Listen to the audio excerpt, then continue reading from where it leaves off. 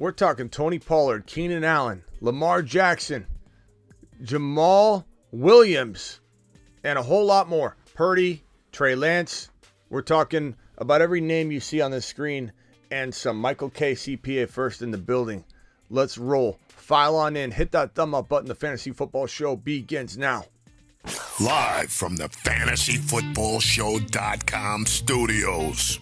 It's the Fantasy Football Show. Live! Monday through Friday, 7 p.m. Eastern. What is up, good buddies? Oh, we're not live drafting. We're doing this number right here. Appreciate everybody being here for the live Monday through Friday show. We're here live Monday through Friday, every single Monday through Friday, and we've got a little show in store for you. The phone lines will be open. We'll be doing the usual. We'll be answering questions. We'll be doing some voicemails, and we'll be attacking everything under the sun relating to the combine, relating to the NFL draft and free agency. Let's hit the news desk. From the FantasyFootballShow.com news desk, here is your breaking news. Appreciate everybody in here, from Nate to G Mike to Michael K CPA being first in the building, to JCIM, Ron Navy, Hod, Swaggy, Space Ricky, Romez, Blind Larry, Bruce. The Bruce is here. Call Saul. All of you regulars are in the building. 42 of you in here already, and we haven't even gotten started. Hit that thumb up button though, because I only see 10 of you punching that. Tony Pollard. Why are we talking about Tony Pollard again? He's about to get franchise tagged for a little over 10 mil. Okay, that's the word. The Dallas Cowboys are franchise tagging Tony Pollard. Maybe they're trying to work out a long-term deal with him right now. He is recovering from the broken fibula, but he's going to be fine by camp, or fine by week one for sure. Fine by camp most likely. And this little report right here is kind of a nice little piece of news that I'm going to drop right at your doorstep here. Mike McCarthy taking over some play calling. I want to run the dang ball when describing the differences between himself and former offensive coordinator Kellen Moore. Let's go. I'm all about running the ball. I'll run the ball. Give it to Tony Pollard all day long. And we all know Zeke's on his way out. Zeke has little left in the tank. And let me tell you another thing. All these people that think, oh, once Zeke is retained, that's bad news because of how they used the both of them last year. No. Zeke has fallen off. I'd rather the team restructure Zeke and make it really impossible to draft one of these young rookie running backs that could fall into their lap, the Dallas Cowboys, in round 2 or 3, where Bigsby's there, Kendre Miller, who we love those guys, but we don't want them on the Dallas Cowboy roster. Zeke Elliott is a shell of himself. I'm not worried about it in 2023. Yeah, we saw a divide we didn't like in 2022, but guess what? It is Tony Pollard season. Tony Pollard is headed to the moon. To the moon. Appreciate my boy Tony Pollard. Let's go. Run the ball. Run the darn ball. Okay?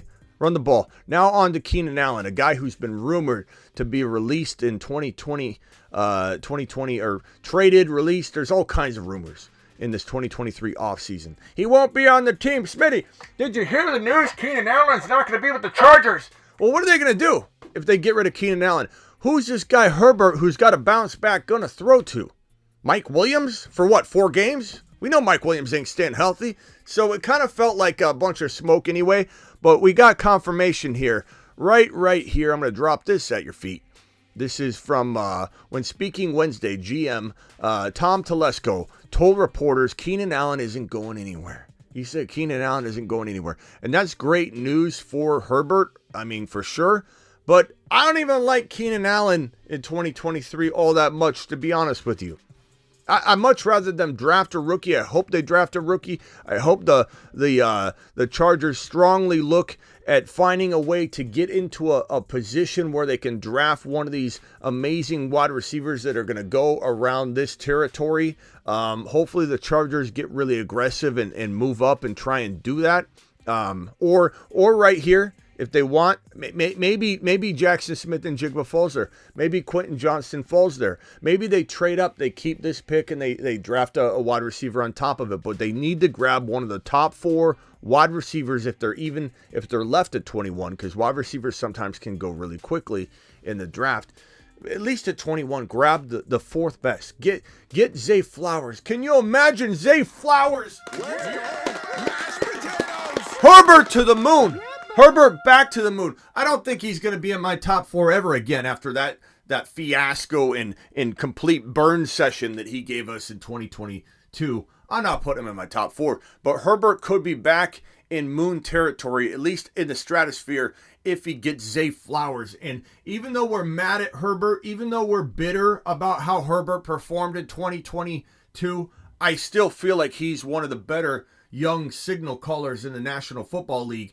And what better place to shove a guy like Zay Flowers than in a Chargers uniform? I'm all for that. Give me Zay Flowers and Herbert together all day long, broskies. Let's do it live. Lamar Jackson news. Of course, we have Lamar Jackson news. We have Lamar Jackson news while we sleep. We have Lamar Jackson news while we eat. We have the repetitive Lamar Jackson news. I agree, but there's always going to be this repetition here until this whole saga's complete. With Aaron Rodgers, with Lamar Jackson, with Derek Carr, and then after that, we're going to be drooling over big news. It's fun to me. I get a little tired talking about A-Rod and Lamar, but at the same time, we're only going to have so much of it. And A-Rod's going to be gone soon. He won't be here year after year doing the same old dramatic, exit or potentially return. And I love it. I don't even like calling it drama. Everyone calls him a diva. Aaron Rodgers has played like 2 decades.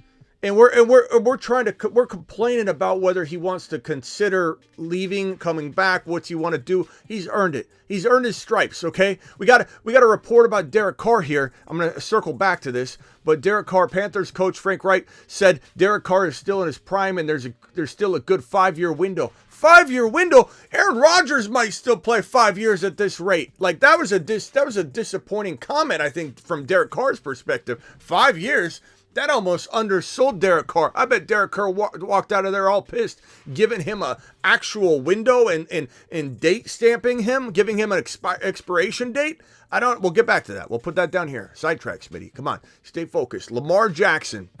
Okay. GM Eric DaCosta said he continues to be optimistic about signing Lamar Jackson to a contract extension. Well, guess what? The New England Patriots are optimistic they might be able to get Deebo Samuel. Doesn't make it so. Just like Deebo's not getting traded to the New England Patriots. All these rumors are garbage. Deebo's cap hit's like $29 million or something. 27 to 29 million. He's not going anywhere. And there I go sidetracked again. My point being is people can want whatever they want. They can wish for whatever they want. People can say that the earth is flat. They can say whatever they want. People can request whatever they want. People can dream about whatever they want. Just ask Roy in Roy's room right here. Oh, these are Eagle haters. I forgot. Psst, psst. Hey, wake up, Eagle hater. Guess what? The Eagles have the number 30 overall pick in the NFL draft. Oh, and they also have the 10. You Eagle hater, sleep tight.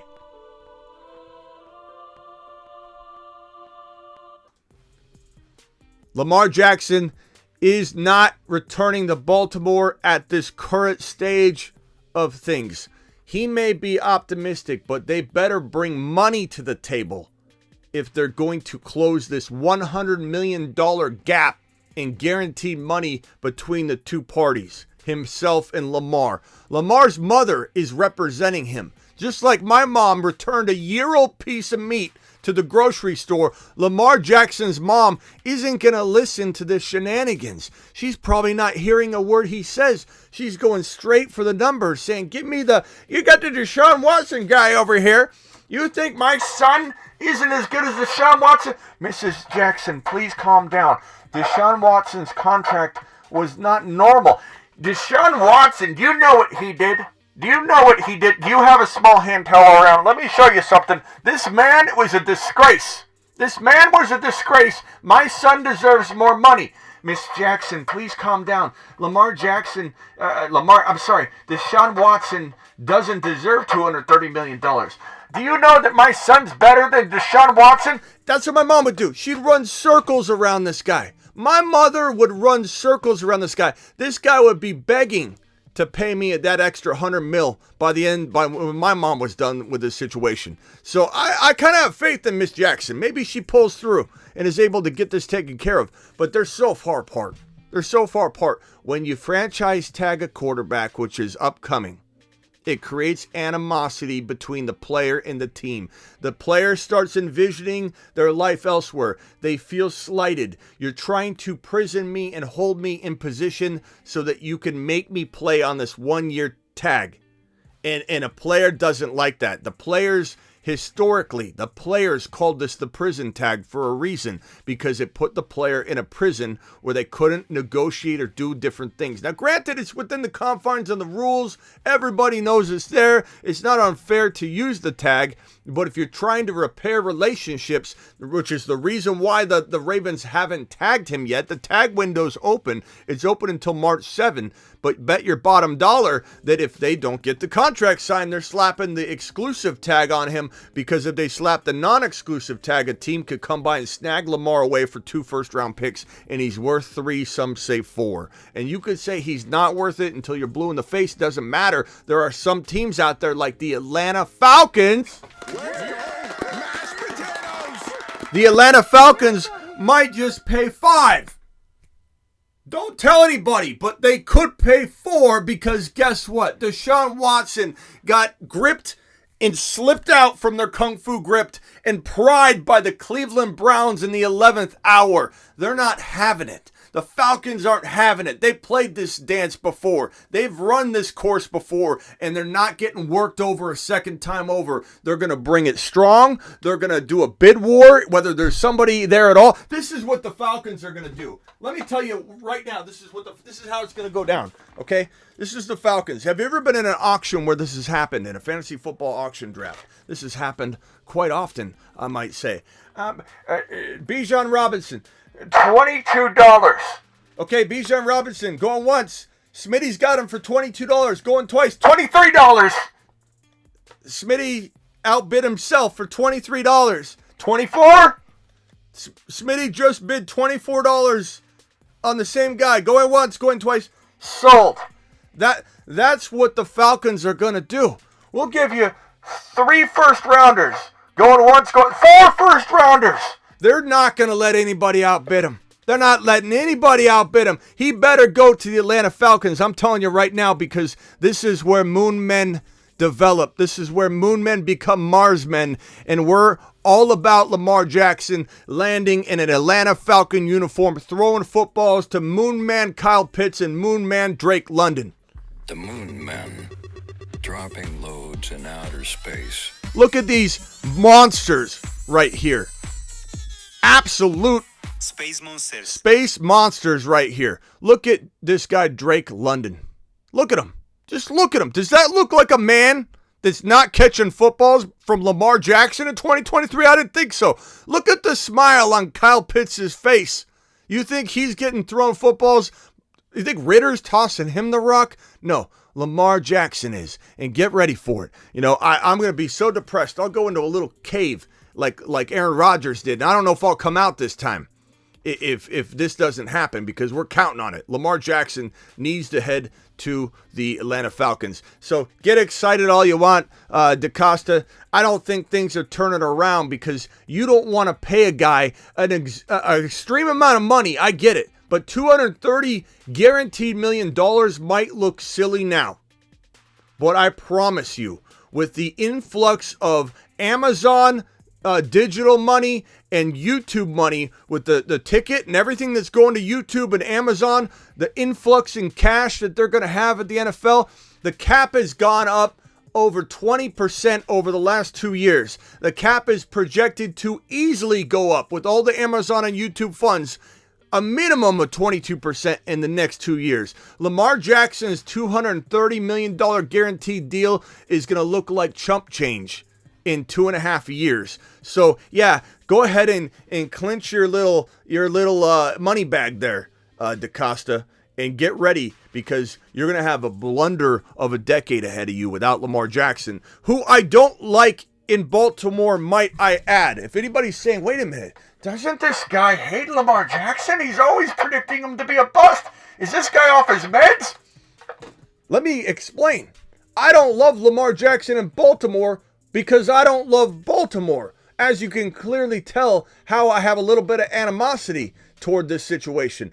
These guys don't know what they're doing in terms of utilizing, managing, and supporting Lamar Jackson. They try and change their offense toward this and that and the other when they don't have the support or the supporting cast for said change. They wanted to go run heavy last year when they had an entire ACL team, the all ACL team coming into the running back room. J.K. Dobbins, Gus the Bus. It's the all ACL team. We're going to go ahead. Hey, I got an idea. Let's trade away Hollywood Brown, even though he just built a rapport with Lamar Jackson, and then let's take the all-ACL team and let's run the ball. Let's do it. Yeah, let's do what the Cowboys are going to do next year. This being said last year. And let's run the dang ball. Let's run the dang ball. Let's just do it. You ready? You on board? Let's run the dang ball. ACL on 3. 1, 2, 3, ACL. And then they trade away their top wide receiver, Hollywood Brown. And everyone said, yeah, he knew it was going to happen. I don't care if Lamar knew it was going to happen. Good, they informed him a little bit ahead of time. We're going to go ahead and rip away your number one wide receiver. And guess what, Lamar? We want to run more than ever in 2022. And we want to run you into the ground. So get ready. And Lamar Jackson being run 200 times a season, 180 to 200 times a season with no wide receivers. Mark Andrews has been a godsend to him. But guess who also is a tight end that could pull in footballs for said Lamar Jackson? A little guy known as Kyle Pitts, baby. The moon men dropping loads in outer space. I'm excited. You're excited. Lamar Jackson needs a change. He is a bust in Baltimore. He is a bust in Baltimore. I repeat, if he goes back to Baltimore, I thought Smitty loved Lamar. He just did a video on it saying Lamar to the moon. Why is he calling Lamar Jackson a bust here heading into week 1? What's he doing? Because Lamar in Baltimore is different than Lamar in Miami. Lamar in Baltimore is different than Lamar in a Raider uniform, to be frank. In a Jet uniform, to be frank. Miami, he'd be number 1 or number 2 quarterback material in fantasy on the regular. I'm not saying he'd ultimately finish number 1, but he'd dance and have a cup of coffee with the top 3 quarterbacks every single week in Miami, as would your grandma, my grandma, or me in the lineup in Miami. Tua Tagovailoa is not an elite quarterback, but in Miami, he looks like one. And perception's reality, folks. I hate to tell you, but Lamar Jackson, even if he was a Buck, I'd like him better than in Baltimore. A Saint to Chris Olave, I'd like him better than in Baltimore. Every single team listed in this top 6 is better than Baltimore. I'd venture to say the Colts might be better than Baltimore because they at least have JT and Pittman. Baltimore's garbage. Baltimore's on the decline. Baltimore is going to be a hot mess very, very soon. Let's get to the next piece of news. Thank you, Lamar, for consuming the first 20 minutes of the show. Good Lord. We got Derek Carr news. What else is new with Derek Carr? Let's take a look at this. Derek Carr, we've been talking about Derek Carr for a while. This is the man. Smitty, is he the only quarterback in the NFL that can sign right this minute? Well, Carson Wentz could, if you consider him a quarterback or not. That's up for debate. But yes, Derek Carr is the number 1 free agent quarterback in fantasy football 2023 offseason, pal. Why? Because this man right here is not a free agent. He needs to be traded for 3, 4, or in the case of the Atlanta Falcons, 5 first-round picks. This man right here, he doesn't know what he wants. He doesn't know if he wants to be identified as a free agent, as a potential trade piece, as a yoga master, as a darkness instructor. He identifies as a lot of things, but we love him because he's Aaron Rodgers. But Smitty, is he really going to be traded? I truly believe he will. I believe, like I've mentioned about Baltimore, there's animosity growing in Green Bay. And I've got little birdies everywhere. In every single city in text messages and group chats. Some of them are stronger relationships than others. I'm going to admit to you right now, I don't know that I have a lot of New England Patriot connections other than one or two guys that are kind of just, fanboy pages. And I trust that they have good information, but they're so cautiously or so aggressively optimistic about their teams. I don't have a whole lot of insight on New England in terms of sources and inside information. I'm going to admit that to you. But when it comes to Green Bay, I know so many people connected and closer to this situation than I do, and I get vibes galore, left and right on this situation. One moment I feel like he's coming back. The next moment I feel like he might be headed elsewhere on his own accord. Another moment I feel like in the vibe is in a sense that the Green Bay Packers window for allowing him to make the decisions closing. And so he may not even be, he may be be in a position where we don't hear about it, but he has to save face and make sure everyone thinks it's his decision, because the Packers are growing tired of waiting. And the Packers are, as much as they love him, they're growing tired of sitting there and waiting on how do they even evaluate the combine situation right now. Like, how frustrating is it to go in and not know what you're looking for? They're tired of it. Plus, we've heard from multiple people, multiple sources, Adam Schefter, Ian Rappaport, retweeting and reposting and retalking about the things that we're hearing about how enamored and infatuated the Green Bay Packers are with Jordan Love. And let me tell you something right now, whether you agree with it, whether I agree with it, whether Bob agrees with it, if they love Jordan Love, if there's mutual love going on with this guy Love, okay, they would be stupid to not go down the road of Love. Because if Love turns out to be an elite player, this team that has had two quarterbacks, some of you weren't even born long enough or even alive to shart in your own diapers when the first quarterback of the last two was playing football and suiting up. Some of you were born after Favre was playing 5-6 years. I believe it was 92 or 91. That Brett Favre started quarterbacking for the Green Bay Packers. Since then, the early 90s, this team has had two quarterbacks. Two quarterbacks. Some teams have a quarterback every single year. Some teams have had 5 quarterbacks in the last one season. This team's had 2 quarterbacks since the really early beginning of the 90s. It's absolutely crazy. We all owe him a lot. And I'm tired of people calling Aaron Rodgers a diva and saying he's such a drama queen. Here he is trying to drag it out. Smitty, he's been playing playing 2 decades, Smitty.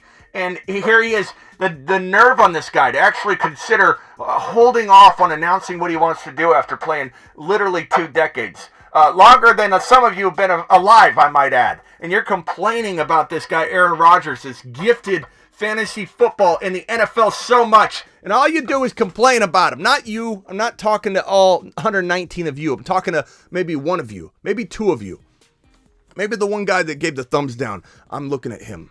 He's the guy that hates Aaron Rodgers. And Aaron Rodgers to me is a marvel. He is a gem. He is a statue that we should be saluting and saying, thank you, sir, for everything you've done for us. And if he wants to say, not sure if I'm coming back yet, that's fine. That's fine. And the fact that everybody and their mother complains about it when he says on Pat McAfee, a show he enjoys that you don't have to watch. The one guy I'm talking to, not the 118 that I love that are watching right now. I love you and you and you and you. But the angry Angus in the chat, the worried William, the upset Unger that sit in the chat right now swearing and cursing Aaron Rodgers' name. I'm telling you right now, okay, everyone, including me, including Ian Rappaport, including Adam Schefter, including you and everybody else, go looking for the information. You consume it because you choose to. And so when Aaron Rodgers goes on Pat McAfee and barely whispers under his breath, I'm going to go into a darkness retreat. Wait, what was that? A darkness retreat? What's that? Oh, no big deal. I'm just going to go in the dark, and just a healthy way to kind of figure out what I want to do. And everybody's reporting on it. Everybody, Aaron Rodgers is such a drama queen. Can you believe it? All he wants is attention. He said it one time, and everybody's reporting it everywhere. This guy wants to do what he wants to do. Let him do it. I don't know why I'm on this tangent, to be honest with you. Derek Carr. I don't know how he got here. still a 5-year window. Aaron Rodgers might have 5 years. How did I go so far off in that direction? I don't know, but we're back. And Derek Carr, I don't think he's going to Carolina after this comment. As much as someone might say, oh, that's true, he probably only has 4 or 5 years left, maybe 3 to 5 years, Smitty. This is not what you tell somebody. Hey, you look pretty good for, 38 years old, son. You look pretty good. That's like saying, oh, yeah, you look like you've lost some weight. You look like you've lost a little bit of weight. Not all of it, but you look like you've lost some, LBs. This is what this comment means to me. He's not going to Carolina. He wanted to be wined and dined. He probably got a free steak dinner. I would have done it too, to be honest with you. I love steak.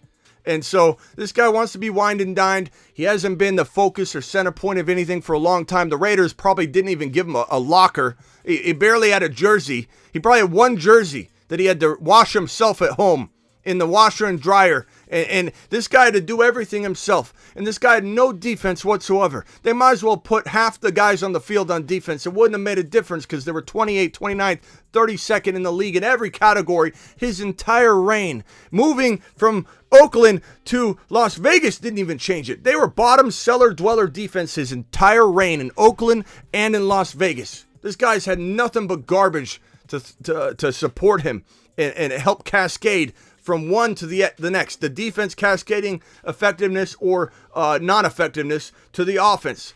This is why the quarterback for the Jets, who I believe will be Derek Carr, is going to be so successful because the defense is going to help cascade into the offense. The offense will spill over its success into the defense. This defense, which is like considered to be 2, 3, or 4 to a lot of people, is going to be the number 1 defense in the National Football League in 2023 because the offense is going to be good.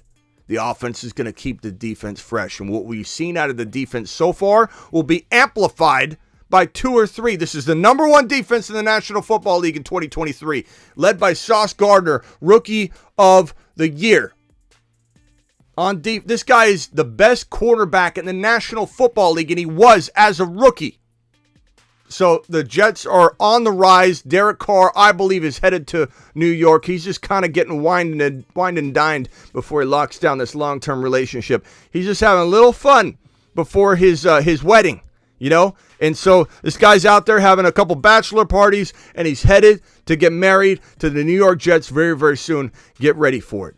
Derek Carr, appreciate you taking up the next, 14 minutes, and Aaron Rodgers, most of that. This news right here, let me move this over.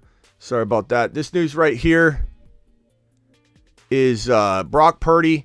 GM John Lynch admitted that there's a variety of time frames for Brock Purdy's return from his elbow surgery. We talked about this the other day, and I tried to explain it in tremendous detail. Where is my marker when I need it? I feel like I had a marker somewhere here, and now the said marker is gone. Here it is. So, as I explained yesterday, here is your UCL. It goes along your entire arm like this. This guy snapped his UCL in half, or at least it's considered a full tear. Whether there was, hanging by a thread, I don't know the details of that. This guy's got a torn UCL. They want to go in and do a bridge. They want to go in and try and repair it like this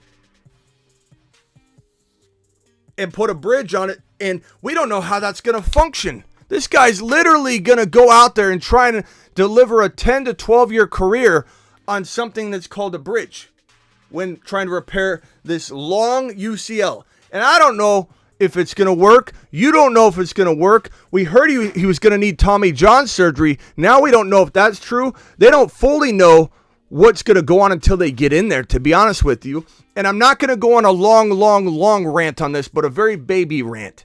I blame Shanahan for a lot of things. And if anybody thinks I don't blame the overswelling situation, the massive swelling that continues to ensue in this man's elbow, so much so that he couldn't have surgery last month. They had to postpone it. You're swelling. I don't know what you did. I don't know what you did when you were out there, bro. But did you come off the field right away? You didn't happen to go back on the field and try and play a second half with a completely torn UCL, right? You came off the field. Well, I did. I did come off the field. Yes, I tore my UCL. And then when our quarterback, our fourth string quarterback, who was our third string quarterback, that his brother sister's mother was we basically, once our fourth string quarterback went down, I became the 5th string quarterback. Wait a minute. Brock Purdy, are you trying to tell me not only were you the championship game 3rd string quarterback, you were also the 5th string quarterback? This guy should get double the pay. He's playing 5th string quarterback and 3rd string quarterback. Shanahan sent this guy out onto the field after he tore his UCL, wasn't capable of playing. That's why you replace said player that tore the UCL. And then he goes in with his torn UCL and he starts throwing the ball around on the sideline, at least 30 to 40 practice passes. He said he could barely throw 5 yards. Goes out, hands the ball off, goes out, gets hit, hands the ball out, gets hit, throws the ball 5 yards if he can, and just causing further damage. Not looking out for Brock Purdy's best interest. If anybody thinks that there's another reason for why this guy is swelling this late in the game, so much so he's going to Arizona right here. He's probably already here to see somebody, to see if there's enough swelling dying down that he can finally have his surgery. And once they find, he's going to be so behind schedule. So yeah, are there different varieties of time frames? Absolutely. Whose fault is that? Kyle Shanahan's. And then this report, and I'm tired of hearing people say I'm a hater on Kyle Shanahan. These are all facts, man. These are all facts. Trey Lance ankle surgeries is expected to be full go for 49ers OTAs in May. Great. What's Shanahan going to do to derail this train? I'm excited for Trey. I'm rooting for Trey. You guys know I love Trey, but I don't know how it's going to work out. I don't know how it's going to work out at all. And I don't know that I can put him on the Moon Man list or the Satellite Man list or any list at all. We were going to put him on this list. Satellite Men. Space cadets in training. Kadarius Toney. Who knows? Who knows? We don't know. We have no idea. Please stop. I don't want to relive it. I'm sorry, Jimbo, but you know it's true. Your head coach threw your injured quarterback on the field. And I don't want to hear what else were we supposed to do. Not put a quarterback with a torn UCL on the field's what you're supposed to do. I don't care what happens if you have an emergency quarterback and his name is Juice and he's your fullback, but he's listed as your emergency quarterback. Why aren't you using him? Why'd you list him as your emergency quarterback if you can't even use him? And there is a lot to the NFL that they need to fix this. Who is their quarterback that goes in if 2 quarterbacks go down? The NFL needs to fix that. The NFL needs to fix that immediately. They will for sure. 25-yard breakout route blocked by backup tight end. Yeah, there's the other thing, and I know the counters to this, the rebuttals to this, that the scheme does this all the time. They've done it all year. But yeah, tight ends blocking linebackers, no offensive line support that should have been seeked out when Jimmy G was on the roster for $27 million. Oh yeah, Trey's injury was freak. Oh yeah, Brock Purdy's injury was freak. Oh, Josh Johnson's concussion was freak. Yeah, it was until it wasn't, because the offensive line, whatever. Jamal Williams, mutual interest between the team and Jamal Williams re-signing. Well, that's because there's no way this guy's going to go get a job anywhere when there's a plethora, 10-plus rookie running backs that are absolutely phenoms in this 2023 NFL rookie draft class. And you've got Buffalo, Miami, Cincy, Las Vegas, Carolina, the Giants, the Eagles, the Chicago Bears. You have a very few number of teams, and 3 of which are going to retain their guys potentially. So Josh Jacobs could get franchise tagged and stay in Las Vegas. You got Saquon Barkley, who could work out a long-term deal. They'll probably franchise tag Danny Dimes, but let's say they work out a long-term extension with one of them. Then they can slap the tag on the other and keep both. So the Giants is really a race to get one of them signed, to try and get Danny Dimes signed, to try and get Saquon Barkley signed. And the moment they announce a contract, they're going to go to the other player and say, you want to sign this deal on our terms, or do you want us to slap the tag on you because we're keeping you and we're playing you? So I think ultimately there's still a really good shot the Giants end up retaining both Saquon and Danny Dimes, because all it takes is one contract between the 2 of them. But yeah, Jamal Williams, where are you going to go? Miami, I could see him in Miami. That could be interesting. I could see him in Buffalo. Not that he can't find a home. But I do believe that there's mutual interest, because he doesn't have a lot of options, to be honest with you. And he had very, very good success. He felt very welcomed. This is a guy that kind of got, like, you could say, casted out and Very, very good guy. Very good kid. And his attitude's phenomenal. His sense of humor is top notch. And I love hearing him in an interview. And honestly, he probably feels some loyalty to the team that fed him when he felt like no other team wanted to keep him. You know what I mean? So he's probably got loyalty that runs deep. And I could see him back in a Detroit Lion uniform. Not good for Swift because we know how much he's going to vulture on the goal line. If they bring him back, it's probably because they want to run him in the goal line situations again. So I don't know what's going to happen to Swift. DeAndre Hopkins. We got others to talk about. DeAndre Hopkins speaking to the media at the Combine. Cardinals head coach Jonathan Gannon replied, "I'm not sure," when asked if DeAndre Hopkins would play for the team in 2023. This is a very different answer than, let's say, the Chargers GM is giving when asked, hey, is Keenan Allen going to be gone? Hey, he's not going anywhere. Hey, is T. Higgins going to be gone? Cincinnati's response, he's not going anywhere. It's not our problem. You don't have wide receivers, whoever's looking. And then, hey, is Hopkins going anywhere? We're not sure.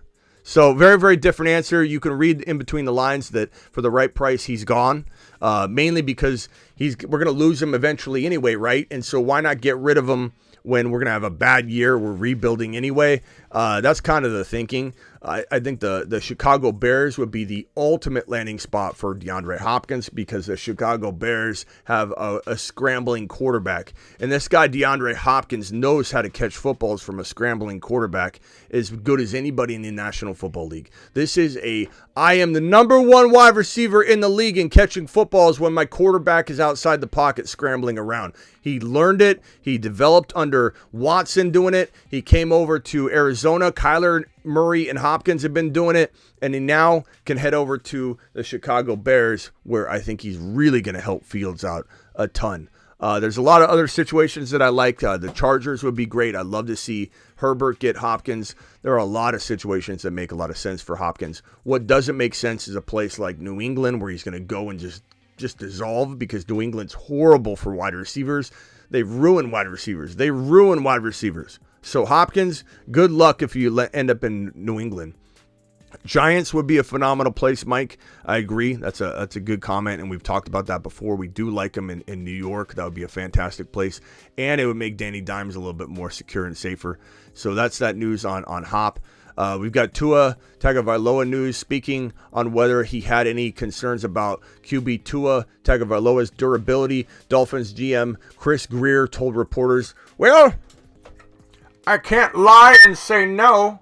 When this is the guy that said he had conversations with doctors, and so did the NFLPA. They also heard these conversations where we were assured that Tua won't suffer any concussions any more than the average player in the NFL. He's no more likely to get concussed than the average player in the NFL. Gee, that's interesting. Because usually when you have concussions to this degree, it's a pattern. You get concussed more than anybody in the NFL. This is why Steve Young retired. This is why a guy like Kurt Warner retired and stepped away from the game. And quarterbacks get leveled and hit more than anybody. It is the position that usually gets a player, that and a wide receiver, gets a player out of the league out of fear for their own long-term health and cognition.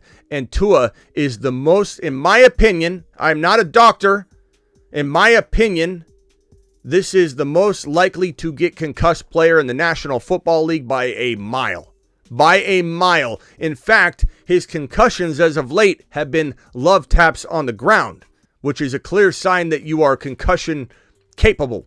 You know, it's usually hard helmet hits that can cause concussions, but this guy can fall down and bang his head just slightly and he's concussed. Why?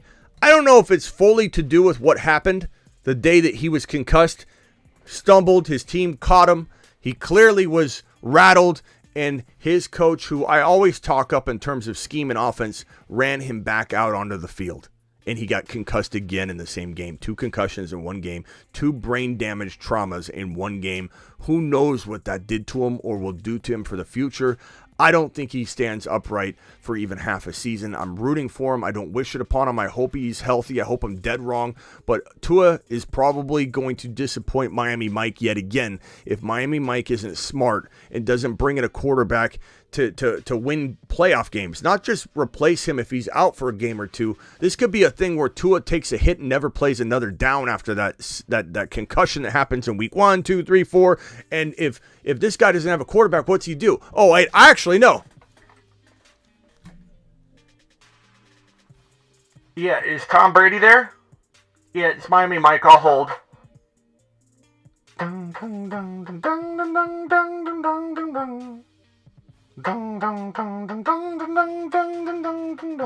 Yep, this is Tom. Hey, Tom, it's Miami Mike. We've got a job opening. No off season. It's week 10. We're 11 wins. We're playoff bound. We're clinching a wild card spot. We need you.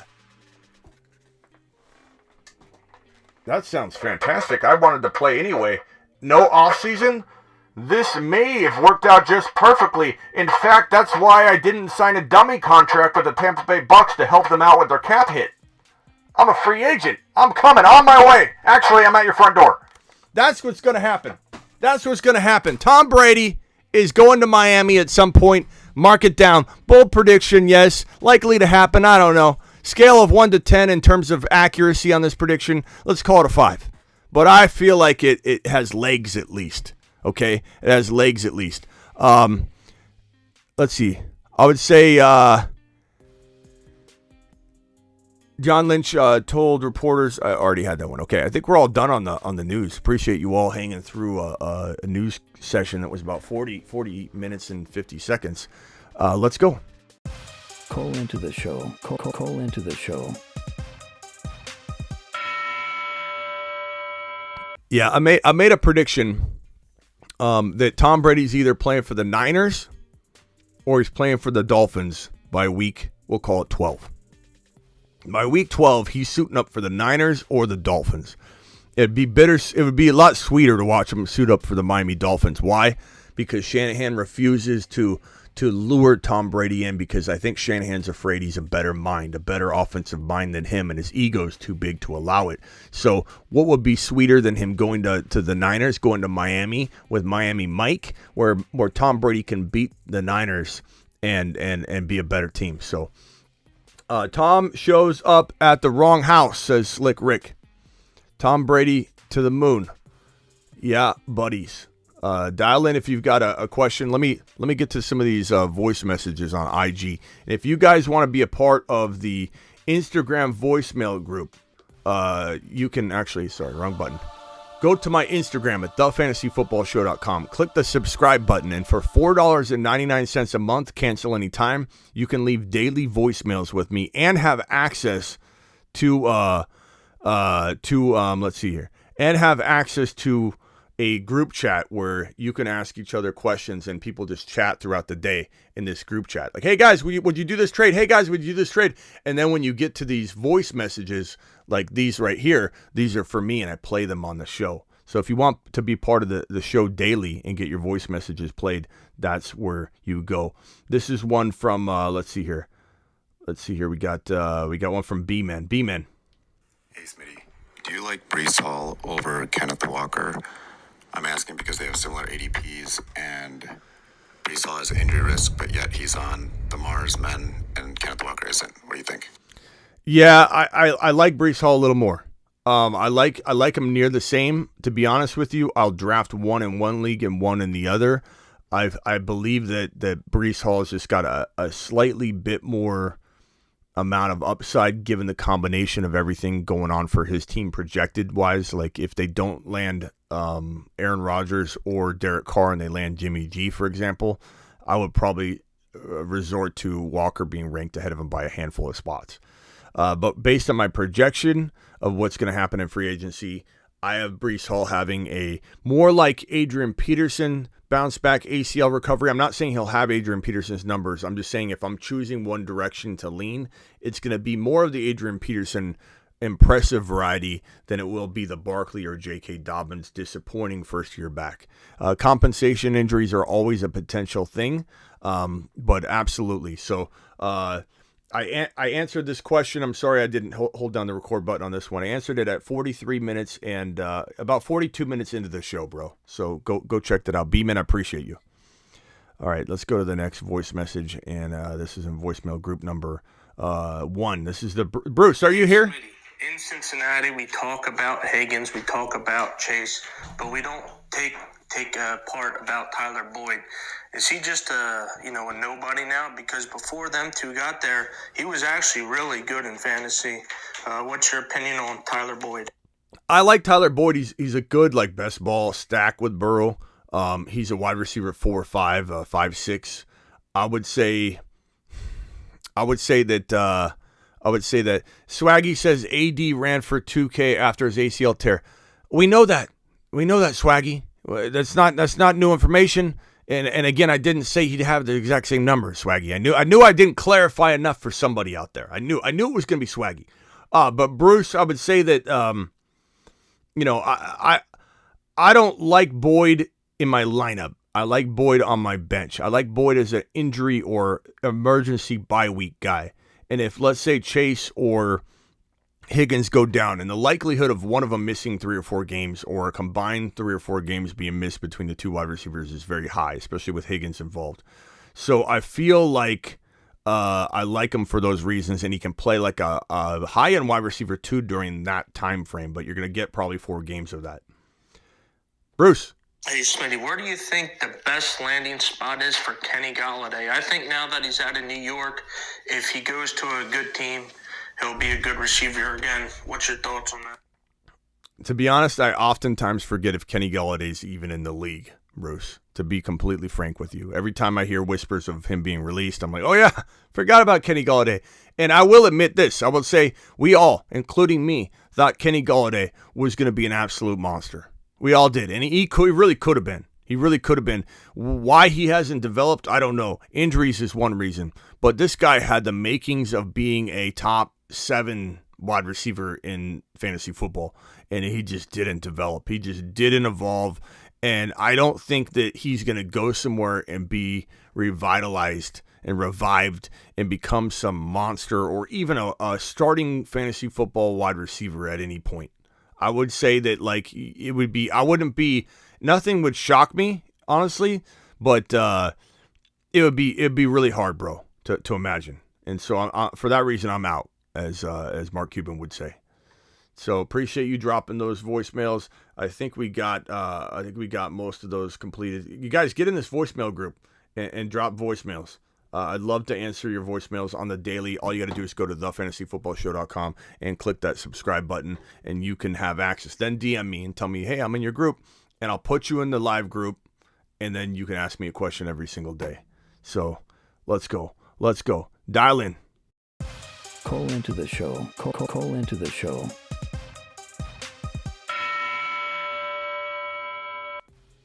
Frank Gore came into the NFL without both ACLs. No, I don't think that's true. John Elway played without ACLs. Frank Gore didn't come in with no ACLs. Garrison Hurst entered the NFL draft without an ACL, and then at the combine, or he was entering the NFL draft without an ACL, and at the combine they tested his knee.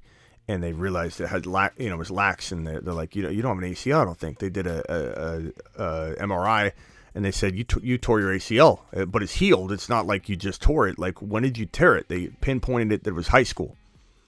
Frank Gore didn't come into the NFL without ACLs, but John Elway did play without ACLs, which was very amazing and really weird. And when you don't have an ACL, essentially, you have even if you have a strong thigh and surrounding muscles around your knees, you still have these micro movements in your knee that grind down that cartilage.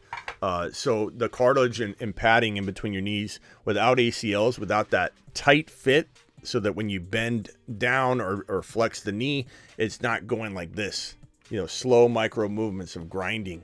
And without the ACL, by the time you're 40 years old, if you played without ACLs, let's say for even 10 years, you would have no meniscus anymore, and they'd have to do a total knee replacement where they cut the knee in half, put a dish on this side, a dish on this side, and then a plate, a plate in the middle so it can swivel on the dish, and have a total knee replacement. But Frank Gore was an unreal player that had, his bones ossified or something, because this guy was the most injury-prone player in the National Football League the beginning of his career. Ankles, knees, shoulders, everything under the sun. This guy couldn't stay healthy for anything. And then one day, Frank Gore never got hurt again. And then he played another 10 years past the point you thought that he was going to be done. So Frank Gore was an anomaly, but it was weird because he didn't start off as a as a guy that was able to shake off injuries. He was very, very, very injury prone, just an absolute injury prone monster. And then all of a sudden he wasn't, and then he never got hurt. And Frank Gore was like he was like a rock. There's just no ability to hurt him. There's no ability to tear anything. Frank Gore was a monster. East Coast Tatty gifted 5 memberships. East Coast Tatty. To the moon. Appreciate you, East Coast Tatty. What a monster. This guy is, speaking of monsters. Thank you, East Coast Tatty. Let's see if we got any more here. David Prince was gifted a membership by East Coast Tatty. Niner was gifted. Niner Rick got an East Coast Tatty gifted membership. Peanut Butter and Waivers was gifted one by East Coast Tatty. Look at East Coast Tatty doing East Coast Tatty things. Terry Roberts gifted 5 YouTube exclusive members. Terry Roberts and East Coast Tatty. I have to say, you guys are absolute rock stars in my community. You take care of each other. And that's something I love about you guys. We are waiting for our first phone call. I don't know why the off season is a little slow. You guys are a little shy calling into or the phone line's broken. Sometimes that's the way it is. So dial in if you wanna do a little round robin. We'll get a little panel going of 4, 5, 6 people on one line. See what kind of chaos we can create. Appreciate those memberships, guys. Dropping those YouTube exclusive memberships. Terry Roberts, appreciate you. Terry's MVP, Tatty's MVP, D-Class, what's up? Richie Rich, what's going on? JCIM, Moon Man looking like a Dynasty rookie draft. You know, what's so funny, Blake, though, and I don't know that I'm not saying you're ripping on it, but when I look at the Moon Man list, I look at an obvious list to me, and I sometimes I catch myself going, are these that bold? Like, am I being looked at like, Smitty, come on, jump out onto the edge, step out onto a limb, you're picking obvious stuff, and that's because I love them. But I can't tell you how many times people say to me that the moon men dropping loads in outer space, that these players are like stashes. People actually say these players are stashes, which is crazy. Jimbo's trying again to look, Jim. I know injuries like the back of my hand. Look it up. They say he tore both at Miami. Jim, they repaired him though. Jim, they repaired him. He didn't enter the NFL without ACLs. He entered the NFL with ACL tears that he recovered from. It's a big difference from what you're saying, that he played without ACLs in the NFL. He didn't play without ACLs in the NFL. He tore his knee twice in college. Yes, he did. Dalvin Cook tore his ACL. Priest Holmes tore his ACL. I know everything about ACLs, my guy. But Frank Gore didn't play in the National Football League without ACLs. Enter NFL without ACLs. Frank Gore is already one of the most accomplished players. Impressive considering he tore both his ACLs, which we know. You're not dropping any knowledge on us that he tore two ACLs. We know that. That's very, very known that Frank Gore tore his ACL. But Jimbo, he didn't play without ACLs. He tore them. Oh, is he saying that I'm right? Okay. Looked it up. Both. Okay. My bad, Jimbo. But I appreciate it. And it is a good point. Like, to Jimbo's credit, and this topic is important, you can tear your ACL. I phrased it wrong the first time, my bad. No apologies, Jimbo. Jimbo, take a lap for apologizing. It's an important topic though, Jimbo, because when we see a guy like Breece Hall tear his ACL, and you have people say, hey, when you tear your ACL,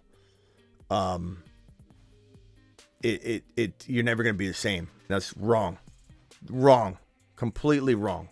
Because guess who tore their ACL at the early stages of their pro career? Priest Holmes. Guess who tore their ACL at the early stages of their pro career? Jamal Lewis.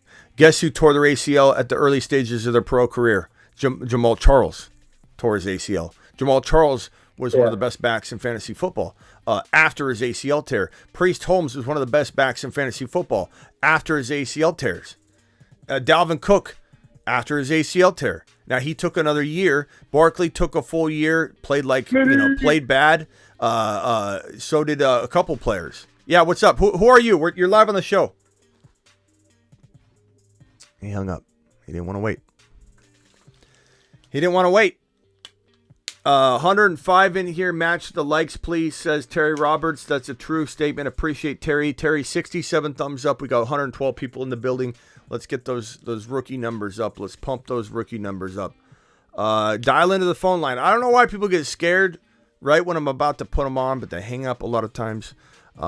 Priest Holmes, absolute monster. ACLs are not a big deal when you're young and they're clean. You don't have a whole bunch of meniscus and LCL and MCL tears. And that's why I don't love Javonte Williams' story right now as much as some people would like me to, because of how high I was on him last year. Like, there's Instagram comments. It's so funny. Like, I laugh. It doesn't bother me. I laugh. But on Instagram, someone will say something like, Smitty, on my be careful on Javonte Williams. Smitty, I picture him just grinning. But you liked him last year. So now what? Couldn't see the ACL tear coming. You're live on the Fantasy Football Show. Who am I talking to? Hey, Smitty, my name is Ben. Who, Dan? Benjamin. Pan or Pam? Ben, B-E-N. Okay, Ben. Ben, what can I do for you? I just had a quick question. I love the show. I currently hold the 101. It's a start 8. And trying to find out, is Elijah Moore, Nick Chubb, and the 108 a good deal? You want to know if you should trade the 1.1. Correct. For Nick Chubb, Elijah Moore, yep, and the 1.8. Correct. No. I think that's a horrible deal, because Bijan Robinson may very well be the 1.1 or at least the 1.3 in a dynasty startup. If I'm drafting in a dynasty startup right now, I'm drafting Bijan Robinson. So all right, right on. Yeah, so Nick Chubb, bro, he might have already fallen off like slightly, because he had a good year statistically, but at the end of the year he vanished. And a lot of people go at me on this one. They're like, Chubb had an amazing year. What are you talking about spending? But it's all about the trend and where he's headed. You know what I mean? And Nick Chubb, right, talking about knee injuries, Nick Chubb, and while he's overcome it, my point isn't, Nick Chubb's going to struggle coming out of college. We've already seen him deliver an amazing career. So that's not my argument here when you hear what I have to say. But Nick Chubb had one of the most gruesome injuries in college football, or in any sports period, in terms of a knee tear, that we probably will ever see. Nick Chubb, I don't know if you remember, and if you Google it right now, if everybody says Google Nick Chubb knee injury in college, and your knee bends like this, his knee bent all the way. I can't even do it to my model. He bent the exact right angle the other way. He was sitting on you look at the photo on Google, and it's literally a right angle. And he tore, and we don't even know if he tore his ACL or not. There's rumors he didn't. He tore everything but his ACL. And there's reason to think that could happen, because your knee does a right angle this way. So technically speaking, you would think it might be able to do a right angle this way. But the problem is you tear everything else in your knee. Nick Chubb destroyed his knee, mangled his knee, and there was thinking that he'd never be the same. Now, Nick Chubb came back like a monster. Let's send Nick Chubb to the moon for the amazing career that he's had. But my point being that Nick Chubb might have this degenerative, quick decline in his knee, similar to Todd Gurley. And Todd Gurley suffered the ACL tear. And there is some downside to ACL tears in terms of the longevity after the knee's healed and repaired. If there was, like I said, extra damage to the knee, like in the case of somebody that tears their meniscus and their ACL, your knee's now off alignment. And so, like, playing 4 or 5 years as a running back, taking the abuse of a running back, your knee could degrade. So this injury was the worst injury we've ever seen in college football or the pro football. But if you look at Nick Chubb's yardage, it was like 34 yards. You know, he did have the 2 90-yard games. He did have the 77-yard game, but he had 0 touchdowns from week 13 on. So like he didn't score. Now you could say, okay, he had 3.8 yards. Okay, so he had 4.7 yards per carry, 2.4 yards per carry, 4.7 yards per carry, 3.8 yards per carry, and he did finish with a really healthy 7.4 and 6.4 yards per carry in his final 2 games. So Nick Chubb's kind of an enigma. He scored a ton of touchdowns at the beginning of the year and literally scored no touchdowns in weeks 13, 14, 15, 16, 17, 18. And so it's tough to know like what's in store for Chubb in 2023. And so my whole point, circling back, is that could he have one more year left? Because I'm not saying he's necessarily completely dropped off or anything like that, because it's still good numbers. You know, his yards per carry were still pretty decent. Right. But does he have 1 year left? I would say at most 1 year. 1 year of elite play, and you're getting what in exchange for this downgrade? That 1.8? No thanks. Yeah, it won't be. Yeah. Elijah Moore, who's Elijah Moore at this point? I mean, I love Elijah Moore talent-wise, but we don't know what he is. Like, if Aaron Rodgers doesn't go to the Jets or Derek Carr, he's as good as gone. If Aaron Rodgers lands in New York, maybe he revives Elijah Moore. I really do like him, but we don't have any guarantee whatsoever that the staff even likes him, and that's part of the reason why he didn't do well. Bro, I'm trying to get you to do this trade. So, no. Okay, I got you. All right. I also think you're suffering from what's called on board syndrome, and you're just wanting to trade. You know what I mean? Like, bro, the 1.1, we dream of having the 1.1 in this draft. Like, this is what everybody's been working towards, trying to trade for all these future first rounders. You're the guy that has it. Like, you got gold. And if another thing that's, if there's anything you listen to me on, this is the most factual thing that you'll hear all day coming out of my mouth. The 1.1 in fantasy football and in the NFL gains, the player, like as you approach the draft at least. But from a fantasy perspective, the 1.1 gains value every single day you inch toward the NFL draft. Every single day you inch toward the NFL draft. So that's the case in the NFL and in fantasy football. Now, in the case of fantasy football, it amplifies. It gets even stronger in terms of the increased value every day after the NFL draft, because now it's not the 1.1. The 1.1 is easy to trade. Once the 1.1 is officially Bijan based on his landing spot, or let's say it's Gibbs. Let's say Gibbs lands in the best situation and Bijan lands in a horrible situation. Whatever the case may be, the 1.1 now has a face, and now it's worth 5x. So wait. If you're going to trade it, wait. But don't trade it. Anything else? Anything else, Ben? Oh, I will, yeah. I have also the 103, and I just don't quite know who to draft there. I want to say JSN, but Addison always looks great to me. So it's just a really tough decision. And also the Charbonnet, is he worth the 103? If he gets the second round to get capital? Charbonnet, my top 3 overall rookies without hesitation right now. It could change with landing spots, of course. I got to be open-minded. But my number 3 overall without hesitation, no matter team need, doesn't matter. Doesn't matter. I don't care. I'm not going to draft a player based on team need. I never do that. Number 1 is Bijan. Number 2 is Gibbs. Number 3 is Charbonnet. Okay. And Zay Flowers might enter the equation as the number 1 wide receiver in a lot of people's mind after the combine. After he does his workouts on Friday and Saturday, the workouts in the bench press and all that, it's going to be fun times. Right on. I appreciate the call. Yeah, appreciate you. Call if we do a panel. Call back if you want to jump on. We're waiting for phone calls. A lot of people are shy today, but we got 111 people in the room. You what? I said I'll be calling you soon. I can't stop thinking about fantasy football. All right, man. Ben, appreciate you. Later. Thank you. Bye. All right, dial in if you want to get on the line here. Let's see what you guys are saying. Zeke and Mixon in the same boat. Zeke's in a worse boat than Mixon, but Mixon, there soon could be a rookie running back on the Bengal roster to make your statement 100% accurate. So I do agree with that. Let's see here.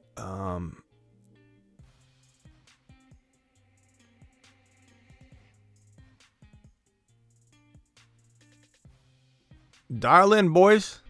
Dial in. BK in the house. BK, we haven't seen you here in a while. I don't know. It seems like Charbonnet looks for contact, and considering he's bigger back, I like it.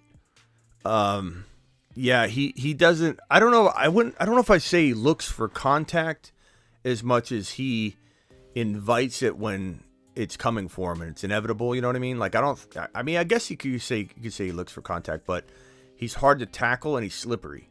So contact doesn't concern me, and I know you weren't saying this, but for people that might say he looks for contact, he might get hurt. It's like he's like slippery, you know, and he can't be tackled. And dude's a monster.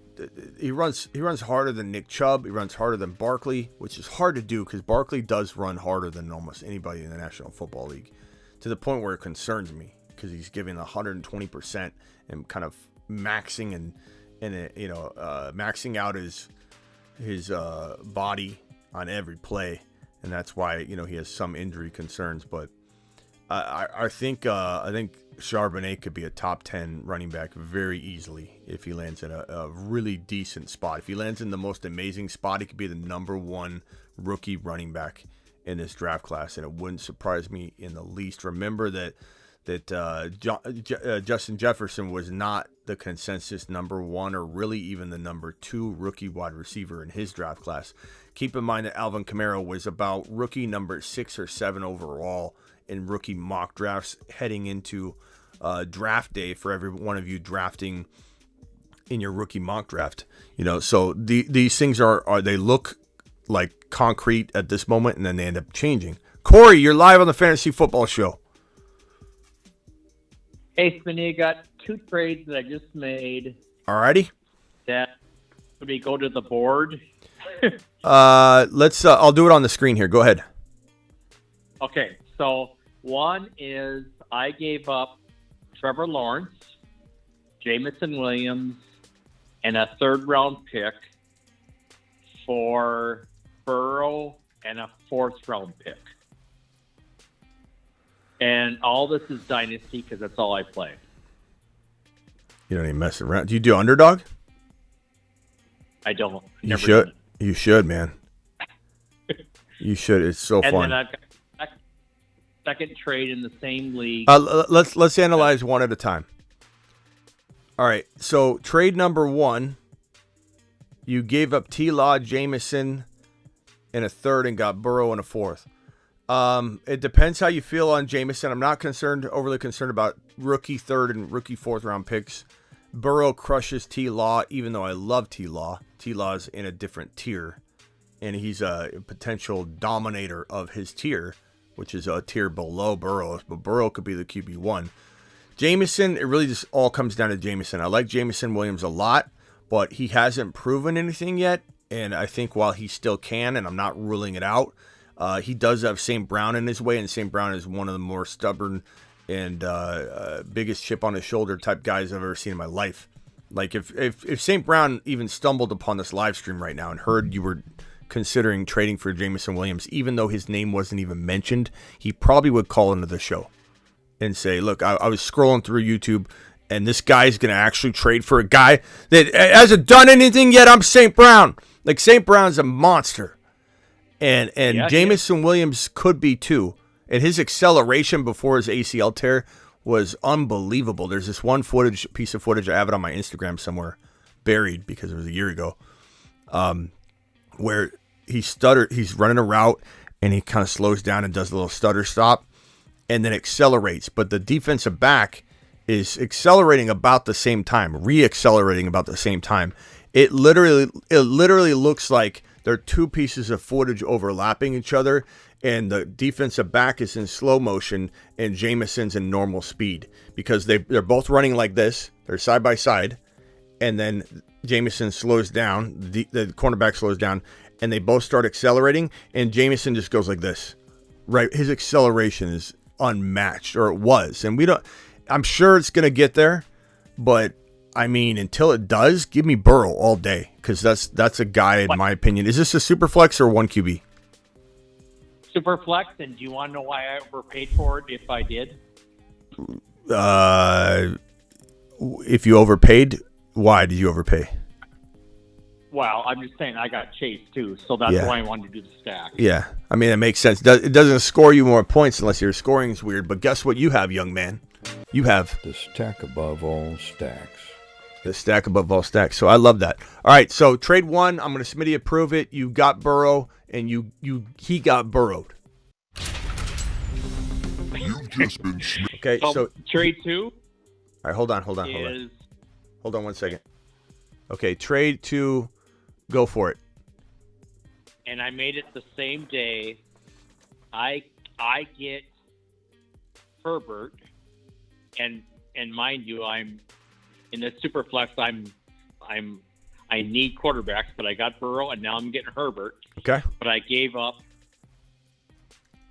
Geno Smith, the 110, and the 508. Not the 508. Not Geno. Oh, that's disrespectful to Geno. Wait, I put 1.1. Whoops. The 110, right? I'm gonna make people have a heart attack here. 110. I'm gonna Smitty approve that one as well. We're talking super flexing. While Geno's exciting and he did fairly well, like I get it. Geno and Herbert had a horrible year. Like Herbert's still one of the most talented quarterbacks in the National Football League outside the top 4. And I personally think that I would have done this all day long. I would have done. You got Burrow and Herbert. I mean, what can you say? Like that's a good move, bro. You're banking on Herbert. Bring it on now. What's your full team, bro? So read off your running backs and wide receivers. So you got Burrow and Herbert. Who are your running backs? Don't give me the whole list, but give me your starters. McCaffrey, Josh Jacobs, AJ Dillon. Mm-hmm. And you're gonna laugh at my receivers because the reason why I trade Jameson Williams is because he would never start for me because I'm loaded at receiver with Chase, CeeDee Lamb, Tyreek Hill, and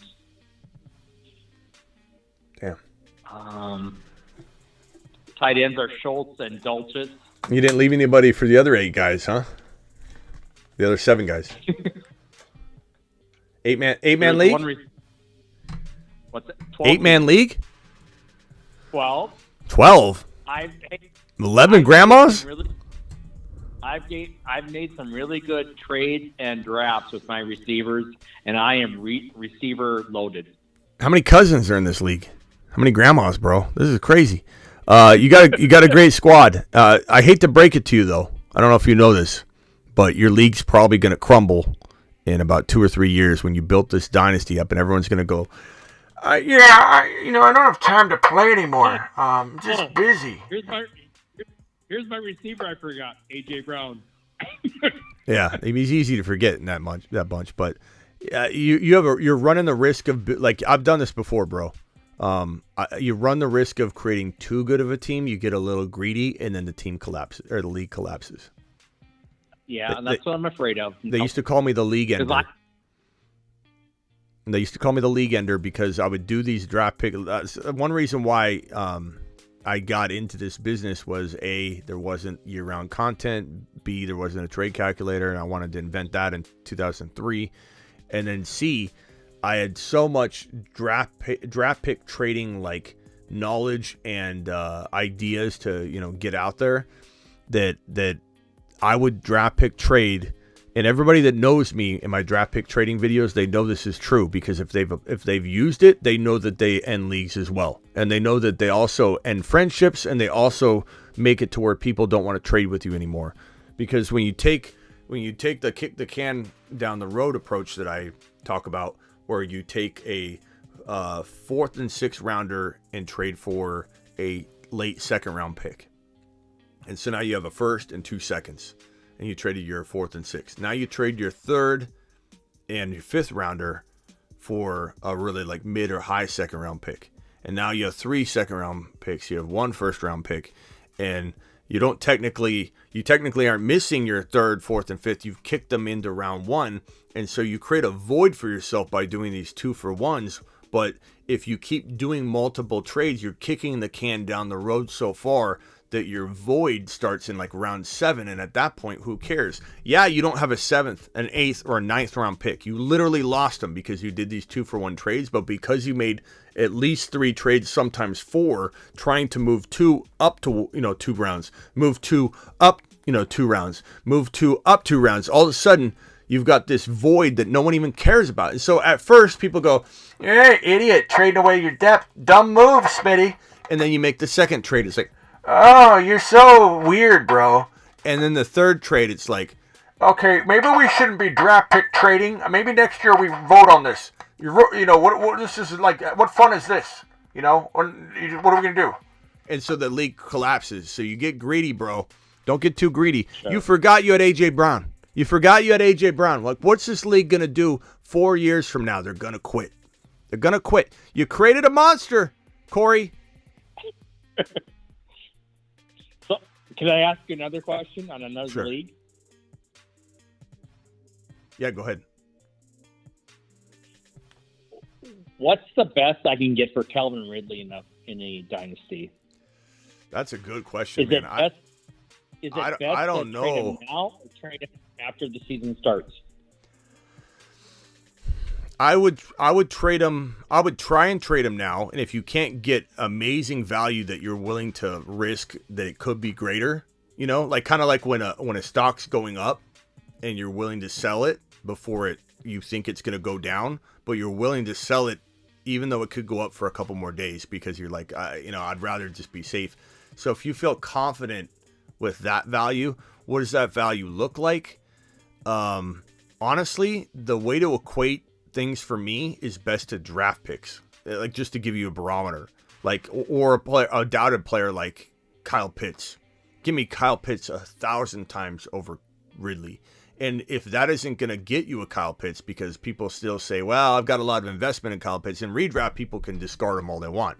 And in redraft, he goes in round 6, and people sometimes laugh at you when you take Kyle Pitts at 6.1, 6.2. And it's like, that's a steal. But in Dynasty, people are a little more stubborn with it. And so if you've got to throw in a second-round rookie pick, throw it in. Ridley in a second-rounder for Kyle Pitts, done. Throw in a first-rounder with... What?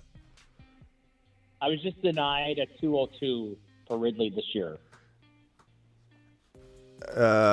Yeah. So what I'm looking to do is I'm looking to get a London. I'm looking to get an Olave, and no one's going to give you that for Ridley. But would someone give you that for Ridley and your future first rounder, which is going to be a 12 or a 10 or 11 at the worst, So for me, to get rid of a tricky player like this, I go for a player that's better, and then I throw in a draft pick that I don't care about in order to get it done. And then what you end up doing is if you want to get 1-for-1 for Ridley, people are going to be scared to do anything.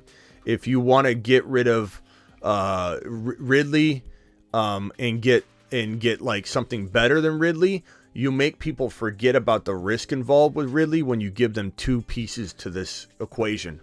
Now they say to themselves, instead of saying, oh, but what if Ridley doesn't work out? Now they say to themselves, what if Ridley does work out? Because now he's not the only sole, part of this trade that holds all the responsibility. You give someone a future first rounder and Ridley, and you can maybe get Olave for that. I don't know if you'll get Garrett Wilson, but you could get Olave, you could get London, you could get Christian Watson for Ridley and maybe a couple second rounders. Give Ridley and a couple second rounders. You might be able to get Watson.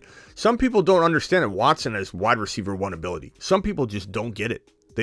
Some people know it, some people don't. There's 2 people in this world, bro. People that know what time it is with Watson and people that don't.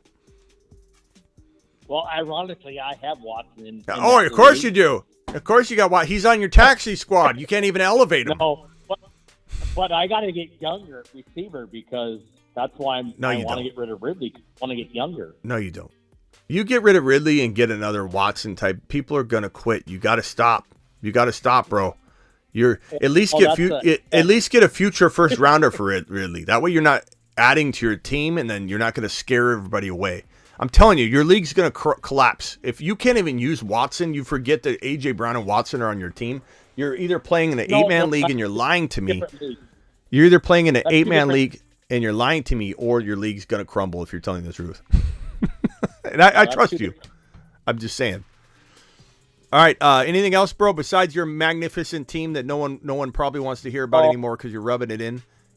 Any topics that aren't team related? I could care less. If Rodgers goes back to Green Bay because he's on the downside. So, and I'm a Vikings fan, so bring it on. Yeah, I think Rodgers still has enough in the tank. Maybe not in Green Bay. Just like Tom Brady didn't have enough in the tank in Tampa. But if Tom Brady went to Miami, that's like going to Checker Auto Parts, getting a new battery, and you're good to go for another year here in Arizona. By the way, in Arizona, we got to replace our car batteries about every 12 to 15 months. Like every 12 to 15 months, you go out to your car, you turn the key, and it doesn't start. I don't know if anybody knows that. What?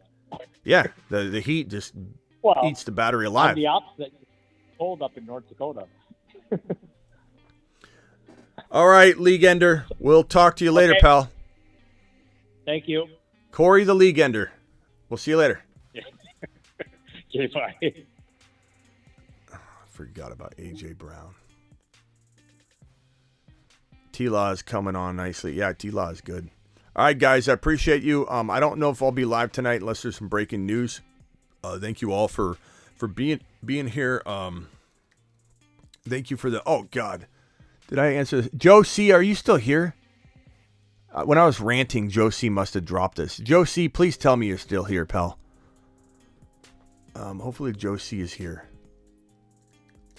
Let me answer Joe C.'s question here. Joe! Joe? Joe? Joe? At least you're gifted an exclusive membership by East Coast Tatty. But hopefully Joe's here. Smitty, Dynasty question, Superflex, 12-team PPR, Herbert for Dak and Kyle Pitts. Woo! I take Dak and Kyle Pitts, bro.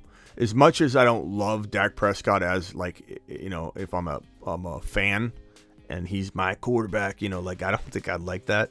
Just like I don't really like Kyler. Herbert and Dak aren't far apart. And honestly, Herbert's got a lot more to prove than Dak. Dak was magnificent one moment heading into the playoffs, and then all of a sudden, Dak was garbage, and he failed, and all that. Like, Dak gets no credit right now, and it's kind of sad, because I feel like Dak is better than the news cycles reporting. But is he a top 5 quarterback? No. Could he play like that 1 year out of 7? Sure. But he's in a high-octane offense, one of the top 5 offenses every year in terms of production and stat lines, Joe. So give me Kyle Pitts on top of that all day long, Dak and Kyle Pitts. Then I try and turn Dak and something like a Dak and a future first-rounder into Fields, or Dak and a future first-rounder into Burrow, and you might get that done. And Dak might be more tradable than Herbert, to be honest with you. So give me Kyle Pitts and Dak all day long. And that's coming from a player. That's coming from a person and a player. Former intramural player. Tore his ACL in pickup games, at the YMCA. This coming from an athlete right here, right in front of you. No, I was an athlete, but I wasn't a college football player, but I was a track star, right? I'm not anymore. I think I am, and then I watched myself on footage running, like when I went and kicked that field goal, and I looked like a slow. Do I still have the field goal? Here it is. Oh, I don't have the file anymore. Where's my field goal kick? Let's see if we can pull it up. I mean, I kicked it good, but I look like a slow snail. I look like just a slug walking out there and kicking that field goal. I don't know if I have it anymore. But anyway, Joe, I don't see Joe in here. Joe must have left. I feel bad. Joe! Dang it. Hopefully Joe sees my message.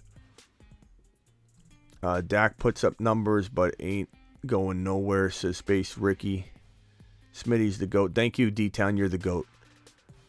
Dak into T-Law. That would be a move you can make. Right down the middle. Good for 50. It was, but I when I pictured myself doing it, I pictured myself looking like a pristine, well-oiled machine. And I was like, man, I felt like I was smooth. I was quick. I looked like a snail.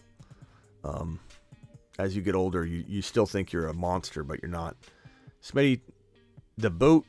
Let me see if I can find the kick. It's bothering me. It's bothering me. Hold on. Let's go ahead and play. Let's see. Where's that field goal kick?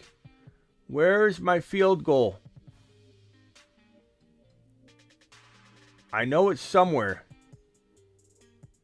It's somewhere here. Here it is. I think.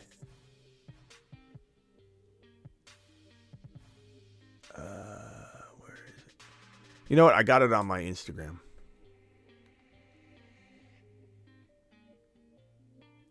We'll do it live. We'll do it live. All right, here's my field goal, okay? I felt like I was just a well-oiled machine.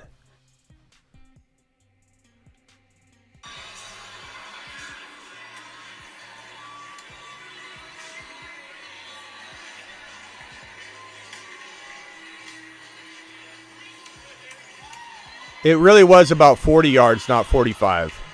Maybe 38, probably 38 yards.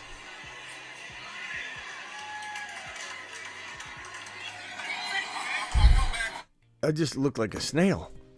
It was 38 yards. I counted it off. It was like 38 yards. It said 45. It wasn't 45. They were generous with the markers. But it wasn't because of the end zone. People were like, you know that the end zone counts for 10 yards?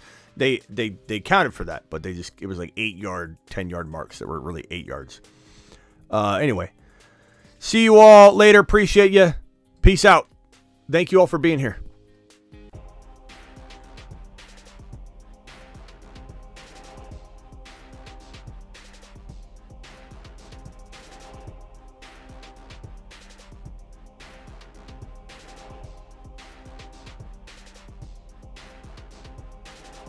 Hey, Rocky Balboa, do I like Pollard or what? How about a Moonman shot? The Moon Men, dropping loads in outer space. This is how much I like Pollard, Rocky. But watch the beginning of the show. It's at the top of the show.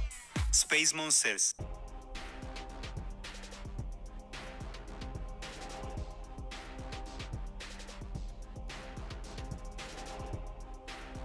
Joe? Joe? Give me Pitts and Dak, Joe. Joe, you still here?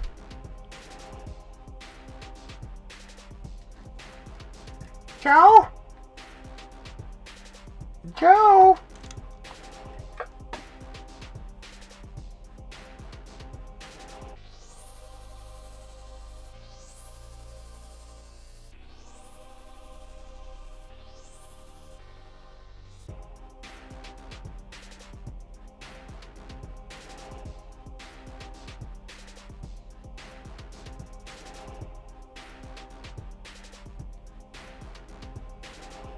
People are getting burrowed left and right, and people are going to remember it. Get burrowed. Get breached. The stack above all stacks. It's time to drop the pancake emojis in the live chat.